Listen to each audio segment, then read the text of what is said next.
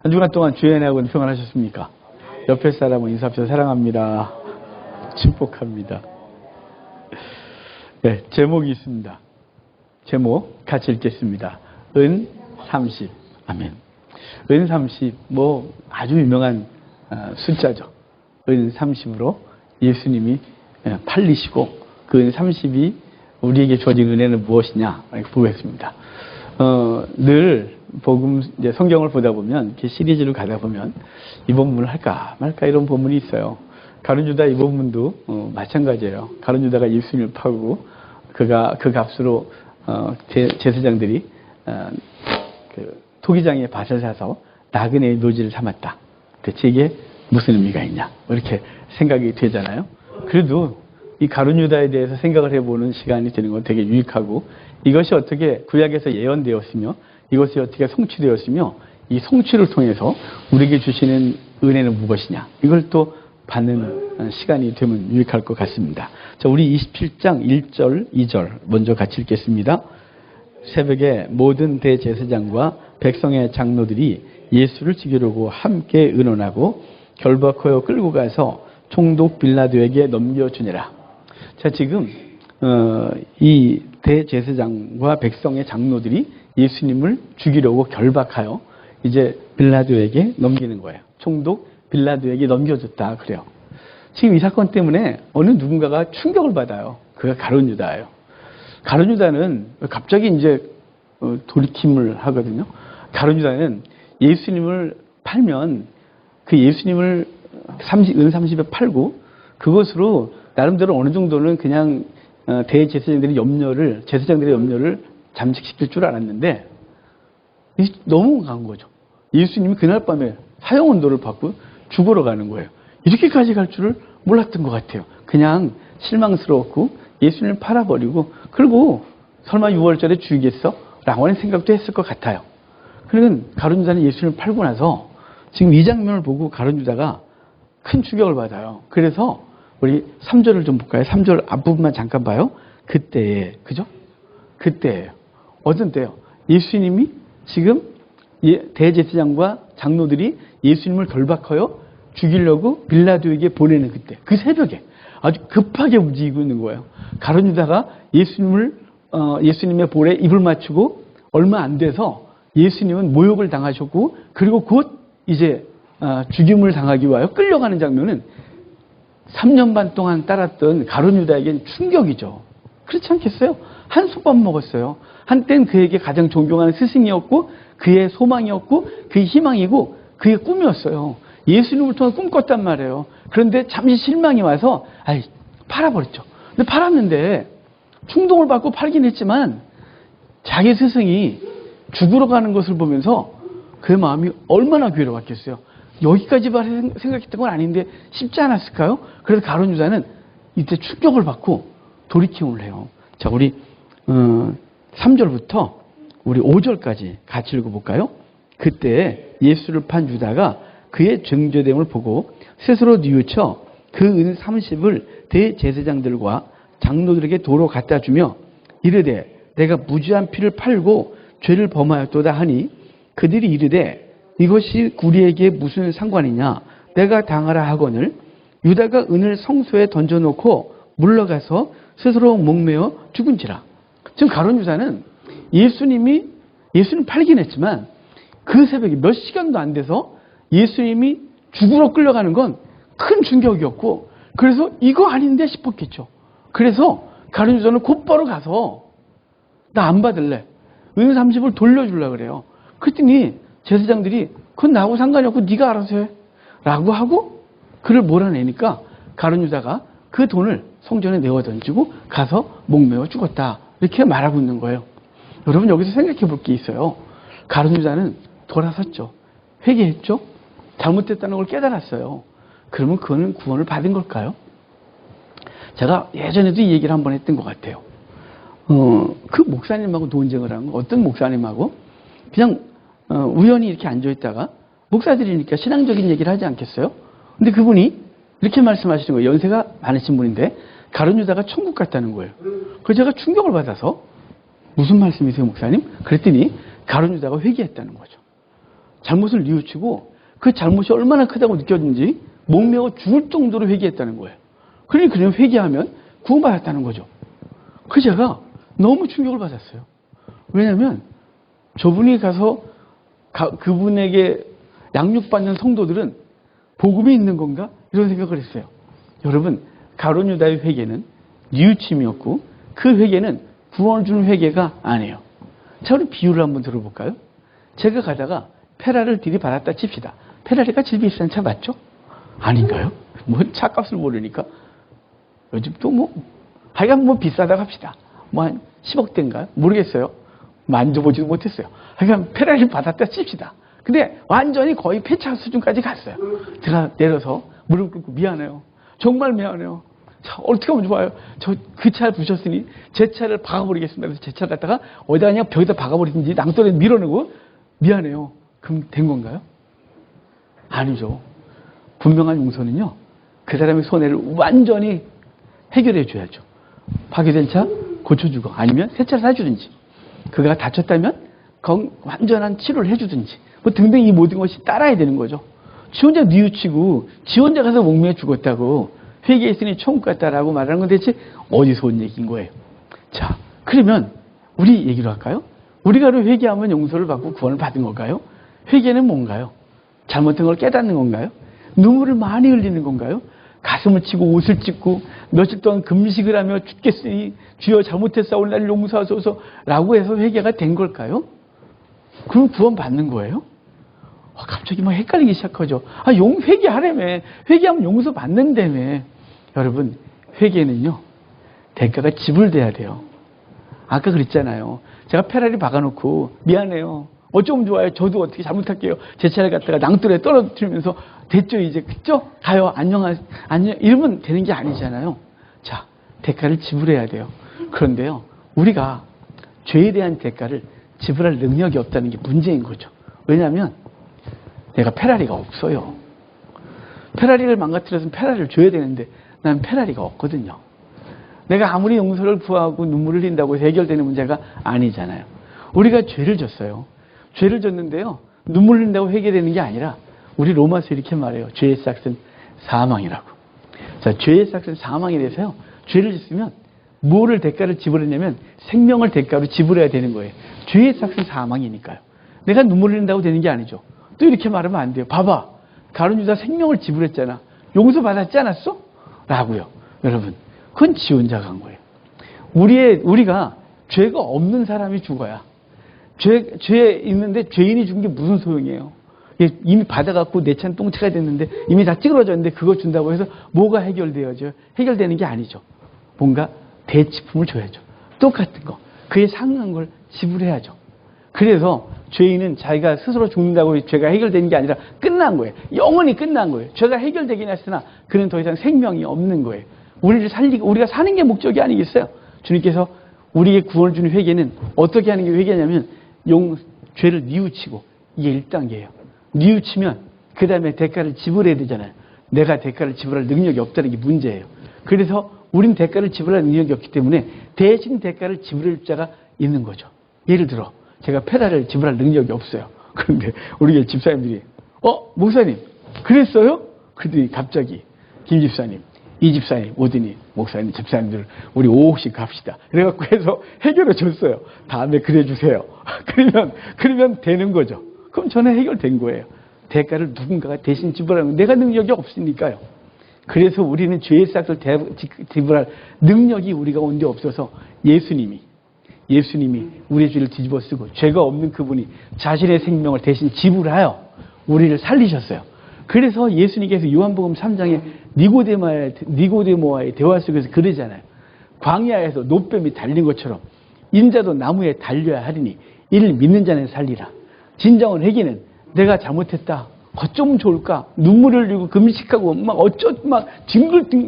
바닥을 뒹굴고 금식을 하고 어찌 한다고 되는 문제가 아니라 그에 대한 대가를 지불해야 되는데 우린 그 능력이 없어요. 그래서 나를 대신하여 대가를 지불할 자, 그분을 만나고 그분이 내가 너를 위해 대가를 지불했어 라는 것을 믿는 것으로만 회개가 완성되는 거예요. 그러니까 가룟 유다의 회개는 구원 얻는 회개가 아니라 그냥 뉘우침이에요.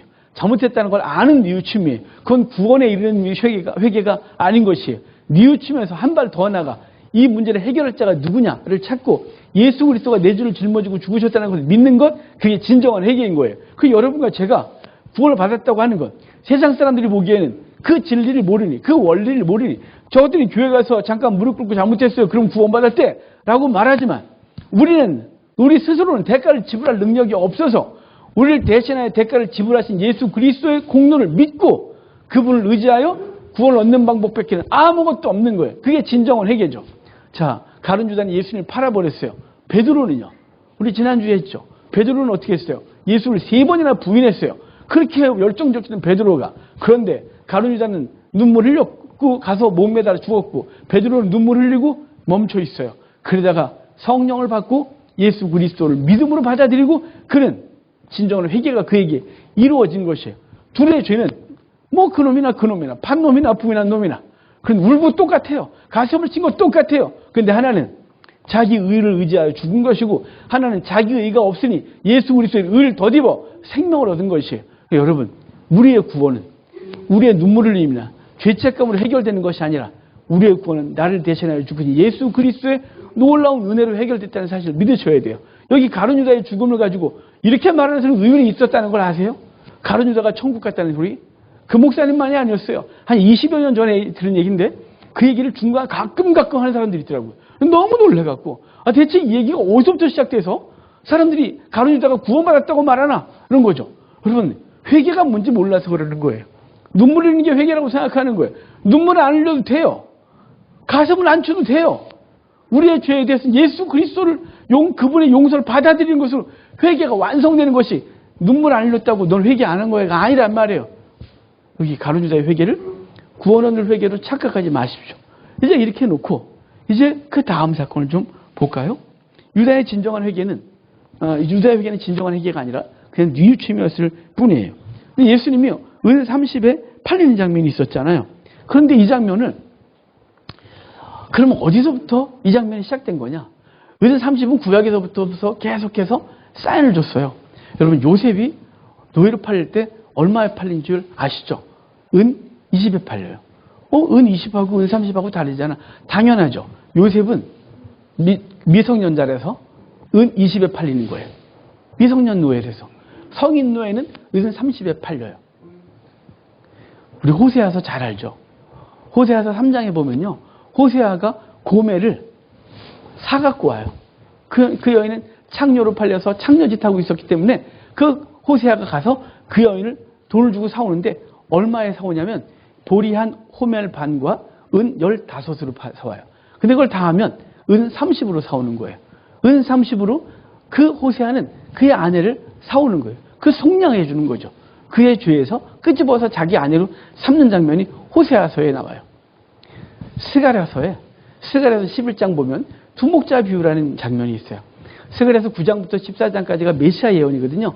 예수 그리스도에 대한 구체적인 예언이 거기 아주 많이 나와요. 그런데 11장을 보면 이제 하나님은 스가랴에게 너는 가서 내 양떼들을 먹이라 그래요. 양떼들을 먹이러 갔는데요. 그 양떼들이 엉망인 거예요. 아주 그냥 피골이 상접해져 있는 거죠. 가보니까 목자들이 엉망인 거예요. 목자들이 그 양을 대상으로 그냥 털 벗겨 먹고 살 먹고 그냥 젖자 먹고 그냥 자기 이익만 취하는 데 관심이 있지 그 양을 돌보질 않는 거예요. 그래서 이 스가랴가 가서 목자가 되는데 이 잘못된 목자들을 다 내쫓아요. 그래서 양을 판 목자 내쫓고 양을 산 목자 내쫓고 양을 기르는 목자 내쫓아요. 왜 내쫓냐면 이 나쁜 놈들이 양은 안 먹이고 지들만 먹으려는구나. 양을 대상으로 지들이 이익만 취하는구나. 그래서 스가랴가 다 내쫓아요. 그리고 스가랴가 이제 두 개의 막대기를 취하거든요. 하나는 은총이란 막대기, 하나는 연합이란 막대기를 취해서 양들을 이끌어요. 근데 양들을 이끌다 보니까 이게 보니까 양들도 문제인 거예요.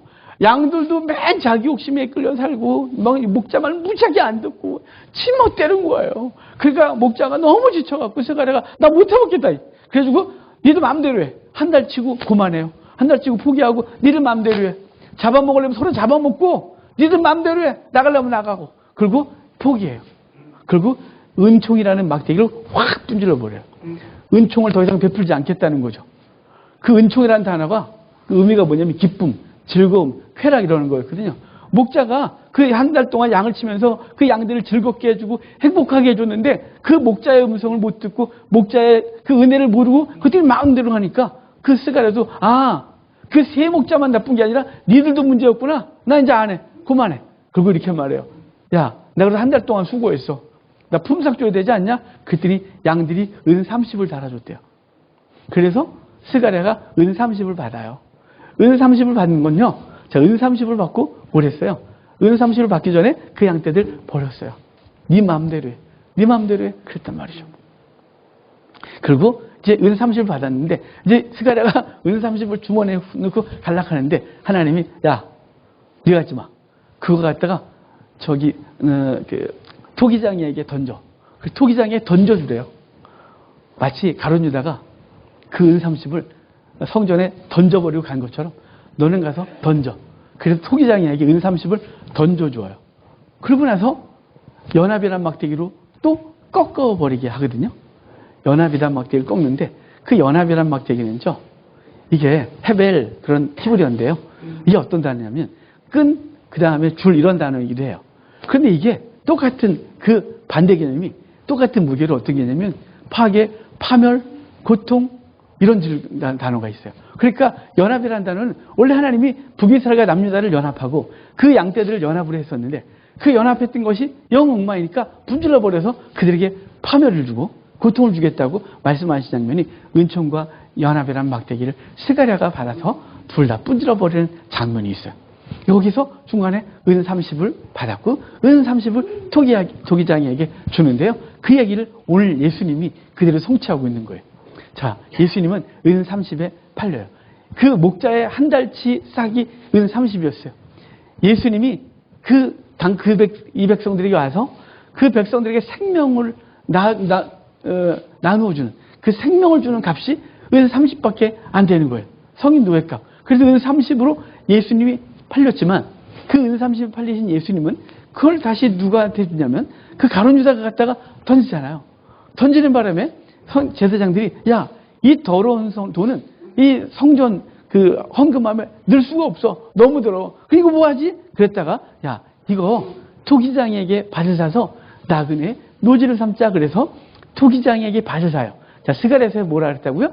토기장에게 은 30을 던지라 했고 그 던지라고는 끝났거든요. 근데 그 끝난 그 얘기를 여기선 한마디 더 하죠.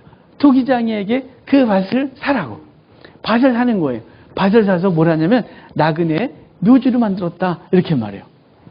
사도행전 1장에 가면요.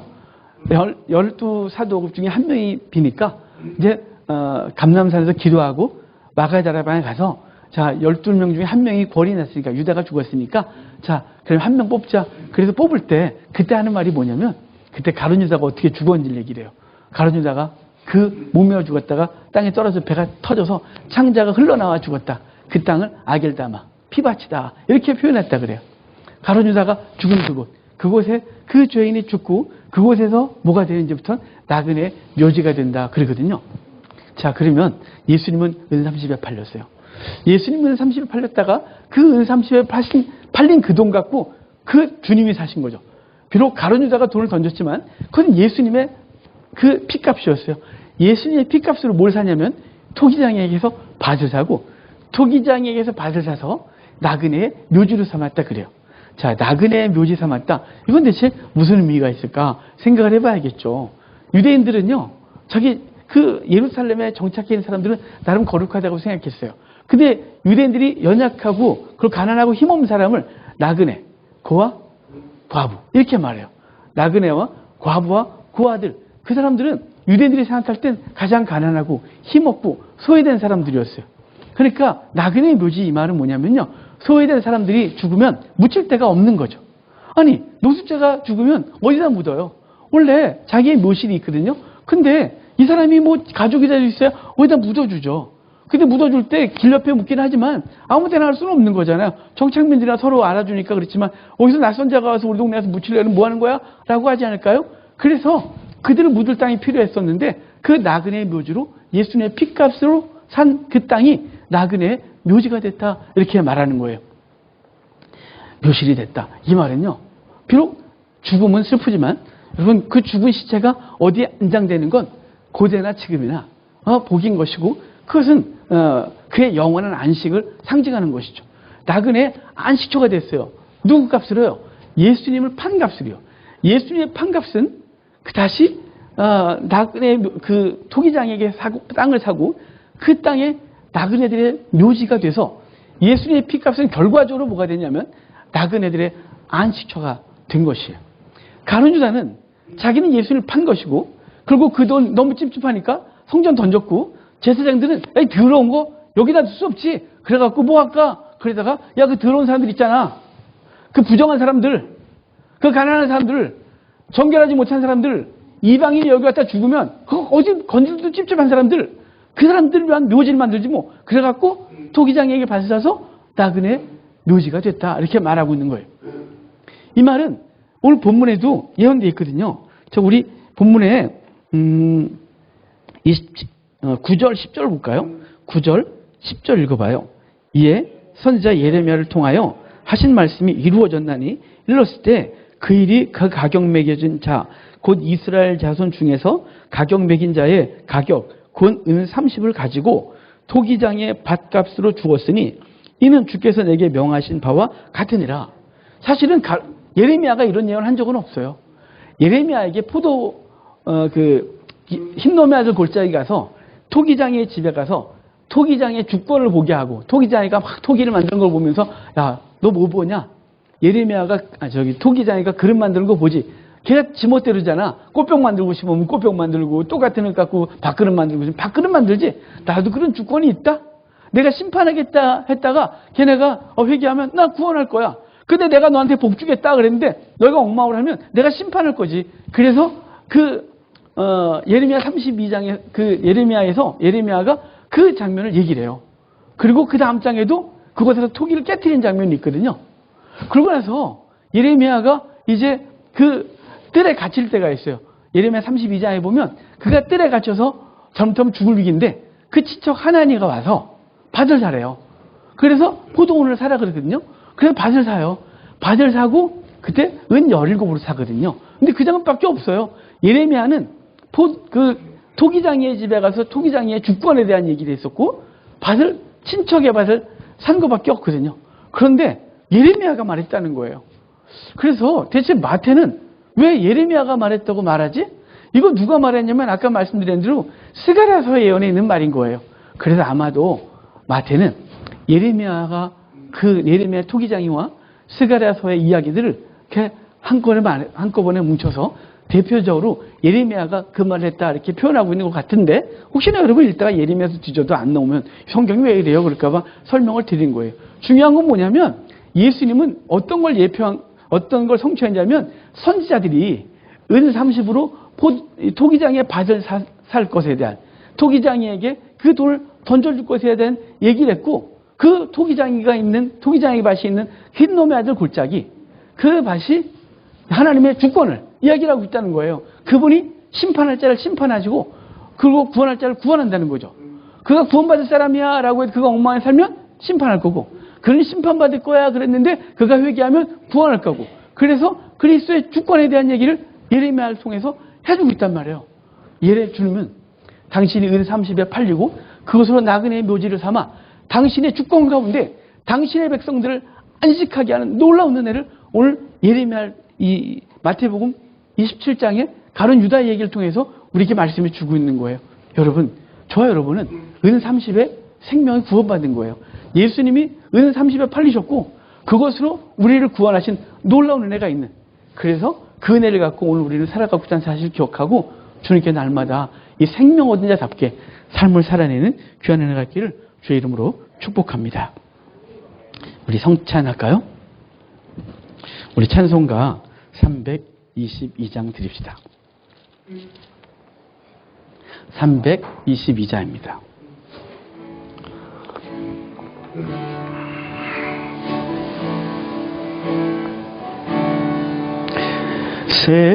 세상의 헛된 실 버리고 하나님 이름 높여 기리세.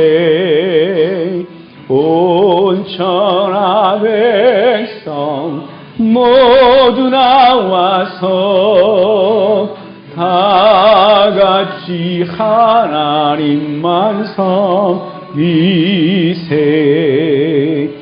세상에 헛된 우상 버리고 인간의 모든 부귀영화와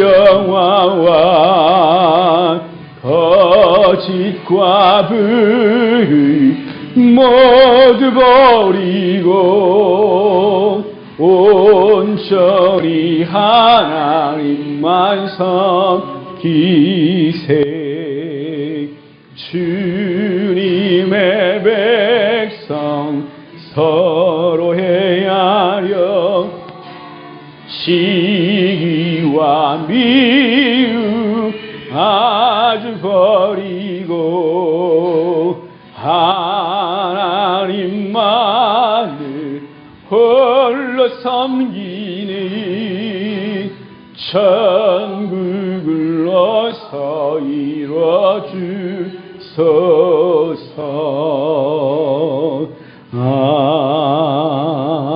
아멘. 하나님의 말씀 같이 보겠습니다. 고린도 후서 5장 14절입니다. 고린도 후서 5장 14절입니다. 고린도 후서 5장 14절 15절 말씀 마이크 좀 어떻게 해줄래요?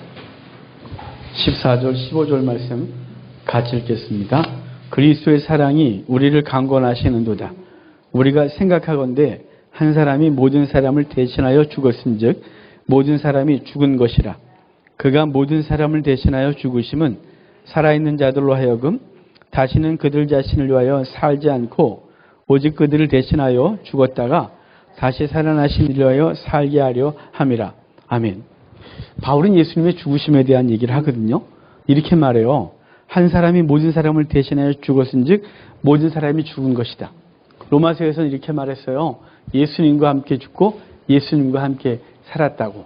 그러니까 예수님이 모든 사람을 대신하여 죽었으므로 모든 사람은 죽은 것이다. 이렇게 먼저 선언하고 이제 그 죽은 사람들은 예수 그리스도로 말미암아 살아난 존재가 됐다는 거예요. 그러니까 과거가 죽은 거죠. 우리의 옛 성품이 죽은 거예요.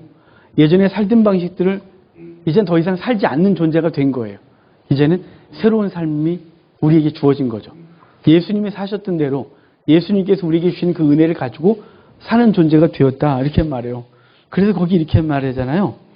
모든 사람을 대신하여 죽으심은 살아있는 자들로 하여금 다시는 그들 자신을 위해 살지 않게 하겠다. 우리가 다시는 우리 자신을 위해 사는 존재가 아니라 주를 위하여 사는 존재가 되게 해주신 거다. 이렇게 말하는 거거든요. 그리고 우리가 언제까지 살지 모르잖아요. 영원히 살 거라고 믿는 분 계세요? 나는 120까지 살 거야. 이렇게 확신하는 분 계세요? 내일이 내 거야. 라고 믿는 분 계세요? 대단한 분이세요. 우리는요, 오늘 이후에, 이 시간 이후에 우리의 삶은 보장이 안 돼요. 정말 미안하지만 내게 안 해요. 근데 우리는 내 거라고 생각을 하고 내가 원하는 대로 삶을 살겠다고 생각을 해요. 그래서 여전히 살아있어서 하나님의 은혜에 지배를 당하지 못하죠. 우리 여전히 내 성질대로 살아요. 내 성질대로, 내 성품대로. 그래서 주님을 섬기는 것도 내 기분 따라 하죠. 기분이 좋으면 섬기고 기분 나쁘면 오늘 예배 안 가고, 내가 불편하면 하나님도 다 필요 없고 내게 뭔가 필요하면 그분께 가서 기도를 좀 하고. 이상하지 않아요? 우리는 우리의 생명이 우리 게 아닌데 여전히 내 거라고 생각하고 살아서 이렇게 있는 거예요. 여러분, 우리는 우리 게 아니라 우리의 생명은 주님 것이라는 것을 늘 인식하시고, 오늘 성찬을 대하는 우리들은 삶으로 돌아가서 내 삶이 내 게 아니고 나를 살리신 주의 것이다 라는 사실을 분명히 기억하고 주를 위하여 사는 존재가 됐다는 것을 기억하고, 이제 우리에게 맡겨진 가정, 우리에게 맡겨진 이웃들과 가족들을 위하여 우리 삶을 어떻게 드리지, 어떻게 내 생명을 희생하여 내게 맡겨진 사람들을 살려내지, 이런 생각을 하고 각오하고 하나님께 은혜를 구하는 시간 되도록 합시다. 자, 성찬기를 여시고 오늘도 떡을 대합시다. 이 떡을 대할 때마다 늘 주님이 우리에게 주신 은혜가 기억나요. 여러분은 어떨지 모르겠지만 저는 한 20년 된 것 같은데요. 이스라엘에 가서 이 무교병을 처음 대했어요. 가이드가 슈퍼에서 저희 갔을 때 6월절이 끝나고 한 일주일 정도 지난 시점이었거든요. 근데 마트에 남아있었어요. 가이드가 갖고 와서 하나씩 먹어보라는 거예요. 이렇게 네모나게 만들어진, 공장에서 만들어진 거예요. 이게 뭐예요? 그랬더니 무교병이라는 거죠. 무교병이라는 걸 떡을 들고 버스에서 엉엉 울었어요. 아, 예수님이 이렇게 우리에게 출애굽 때 이미 지금부터 3,500년 전에 당신을 보여주셨구나. 모든 떡은 구멍 하나도 안 뚫는데 이 떡만 그렇게 구멍을 뚫고 이걸 일주일 동안 유대인들은 먹으면서도 몰랐던 이들이 너무 불쌍하고 그래서 이거 돌아가서 이 떡으로 할래. 그래서 돌아가서 그때부터 이 무교병 갖고 우리에겐 성찬을 하는 거거든요. 예수님이 볼품 없이 이 땅에 오세요. 누르기 없이 죄 없는 분이 이 땅에 오셔서 죄 없는 분이 죄 있는 우리를 위하여 이렇게 바뀌세요. 구멍이 많이 뚫리시죠. 심지어는 옆구리까지 뚫려 물과 피가 다 쏟아지세요. 그리고 그것을 우리에게 주시는데 그분이 죽으시기 전에 전날 밤에 그 떡을 뜯어주시면서 받아 먹으라 그러셨잖아요. 무교병 만찬은요. 가장이 가족들에게 주인이 손님에게 찢어준다 그랬죠. 예수님이 우리에게 찢어주신 살이에요. 그냥 떡이 아니죠. 내가 널 위해서 나를 주는 거야. 이렇게 주는 거예요. 이것을 받아 먹은 사람들은 이제 우리 생명이 우리 게 아닌 거예요. 그래서 이제 우리 받아 먹고 나선 주를 위해 내가 어떻게 살까 고민하는 거죠. 이 밀가루떡 한 조각 먹었다고 우리 인생이 근본적으로 바뀌진 않죠. 하지만 이 떡이 의미하는 예수 그리스도의 은혜, 그 사랑 기억하고 우리 삶으로 돌아가 주님, 이왕 이 땅에 사는 동안 주께서 부르실 때까지 주님이 원하시는 삶 좀 살게 해 주십시오. 라고 기도하며 이 떡을 대하도록 합시다.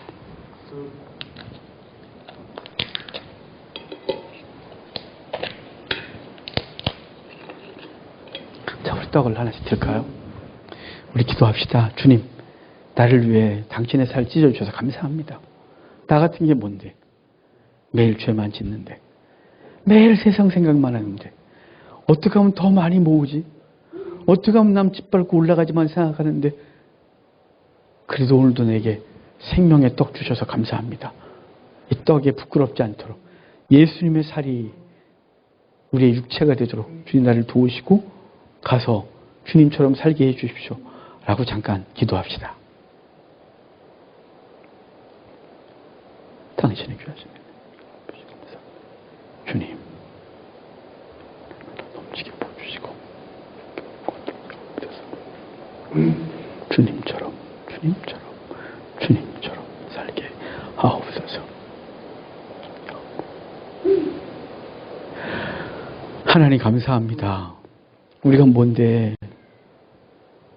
저 앞에 부끄러운 것밖에 없는데 2000년 전에 나를 위해 죽으시고 매일 예배 때마다 다시 깨닫게 해주셔서 감사합니다. 주님, 우리의 삶으로 돌아가 내 성품 죽이고 내 생각 내려놓고 내 비전 내려놓고 주님께서 당장 내게 원하시는 것이 무엇인지 깨닫고 내게 가까이 있는 사람 손 잡아주고 아픈 사람 끌어안아주고 내 가족들 살리기 위하여 기꺼이 나 죽이는 우리의 삶 되도록 해주십시오. 힘 주십시오. 깨닫는 것으로 끝나지 않고 실천할 수 있는 힘 주십시오. 감사합니다.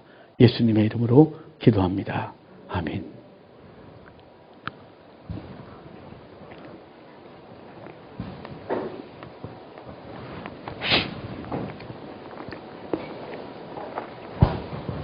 주님께서 물과 피를 다 쏟아 우리에게 주셨습니다. 구약에서부터 끊임없이 물과 피를, 그리고 성찬을 대하시는 그날도 물과 포도주를 섞은 것을 주시면서 받아 마시라. 이것은 내가 너희를 위하여 흘리는 피 곧 언약의 피다 하셨습니다. 그리고 십자가에서 진짜 물과 피를 다 쏟아 주셨습니다. 이거 대하면서 오늘도 우리의 삶 속에서 원하시는 희생, 원하시는 헌신이 뭔지 깨닫고 그 힘 구하는 시간 되도록 합시다.